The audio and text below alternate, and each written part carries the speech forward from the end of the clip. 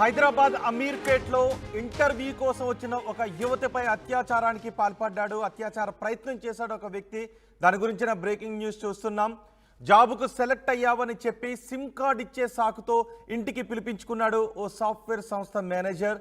ఇంటికొచ్చిన ఆ యువతిపై అత్యాచార యత్నం చేశాడు నవీన్ కుమార్ అనే వ్యక్తి.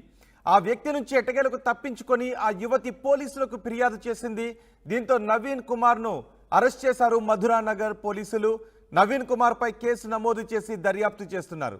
దీనిపై మరింత సమాచారం మా ప్రతినిధి పెట్రేష్ అందిస్తారు. పెట్రేష్, అసలు కేసు పూర్వపరాలేంటి, ఎటువంటి సెక్షన్ల కింద నవీన్ కుమార్ పై పోలీసులు కేసు నమోదు చేశారు? అమీర్పేటలో దారుణం చోటు చేసుకుంది. జాబ్ ఇస్తామంటూ ఆ మహిళ పైన అత్యాచారానికి పాల్పడ్డాడు ఒక యువకుడు. అతను కూడా సాఫ్ట్వేర్ ఉద్యోగం చేస్తూ ఆ మహిళ సెలెక్ట్ అయ్యావు, ఇంటికి రా, నేను నీకు సిమ్ కార్డ్ ఇస్తా అనడంతో ఆ మహిళ ఇంటికి వెళ్ళంగానే తన పైన లైంగికంగా వేధింపులకి పాల్పడ్డాడు. వెంటనే ఆ మహిళ అక్కడి నుంచి ఎస్కేప్ అయిపోయి పోలీసులని ఆశ్రయించింది. దాని తర్వాత ఇది జరిగింది కూడా ఈ మాసం 4th జరిగింది.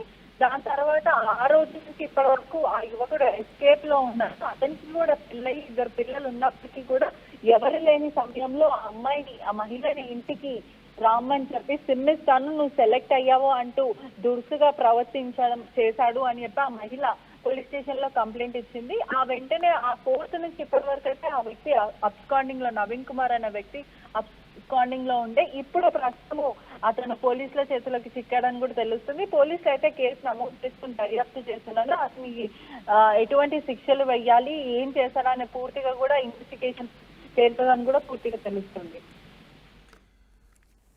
పోలీసులు ఏం చెప్తున్నారు? ఆ యువతి ఏం చెప్తోంది? అసలు ఎందుకు ఈ ఘాతుకానికి పాల్పడ్డాడు? నవీన్ కుమార్ ఏం చెప్తున్నాడు? మహిళ మాత్రం నన్ను లైంగికంగా వేధింపులకి పాల్పడ్డాడు, నన్ను జాబ్ ఇస్తాను అని చెప్పి నా మీద రేప్ అటెంప్ట్ చేయడానికి ప్రయత్నించాడు అని ఆ మహిళ అయితే చెప్తుంది. మీడియా ముందు రావడానికి నిరాకరిస్తుంది. నాకు ఫ్యామిలీ ఉంది, నాకు 2 చిన్నపిల్లలు కూడా ఉన్నారు, మాది చాలా రెస్పెక్ట్ఫుల్ ఫ్యామిలీ, కానీ ఇతను ఇలా చేస్తాడని నాకు తెలియదు, నాకు సిమ్ ఇస్తానని మాత్రమే ఇంటికి పిలిచాడు. కానీ ఇంటికి వెళ్ళి చూస్తే అక్కడ ఎవరు కూడా లేరు. ఇంట్లో ఎవరు లేని సమయంలో పిలిచి నా మీద అసభ్యంగా మిస్బిహేవ్ చేయడం జరిగింది. అందుకనే నేను వెంటనే పోలీసులని ఆశ్రయించాను. నాకు జరిగినట్టు ఇంకా ఎవరికి కూడా జరగద్దు, నన్ను నమ్మించి ఇంటికి పిలిచాడు అని చెప్పి మహిళ చెప్పడం అయితే జరిగింది. నవీన్ కుమార్ మాత్రం ఇప్పటి వరకు నోడైతే తెరవలేదని చెప్పొచ్చు.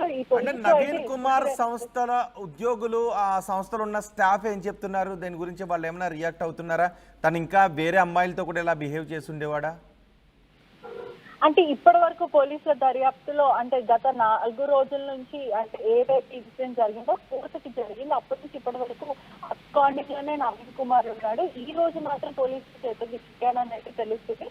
ఇన్వెస్టిగేషన్, ప్రిలిమినరీ ఇన్వెస్టిగేషన్ లో మాత్రం నవీన్ కుమార్ ఆమె పైన అటెంప్ట్ చేశాడు, లైంగికంగా వేధించాడు అనేది మాత్రం తేలింది. రైట్ పెట్రిషా, హైదరాబాద్ అమీర్పేటలో దారుణం చోటు చేసుకుంది. ఇంటికి వచ్చిన ఒక యువతిపై అత్యాచార యత్నానికి ప్రయత్నించాడు ఒక వ్యక్తి. జాబ్కు సెలెక్ట్ అయ్యావని చెప్పి సిమ్ కార్డు ఇచ్చే సాకుతో ఇంటికి పిలిపించుకున్నాడు సాఫ్ట్వేర్ సంస్థ మేనేజర్. ఇంటికొచ్చిన యువతిపై అత్యాచార యత్నం చేయబోయాడు నవీన్ కుమార్. ఆ యువతి అతని నుంచి తప్పించుకొని పోలీసులకు ఫిర్యాదు చేసింది.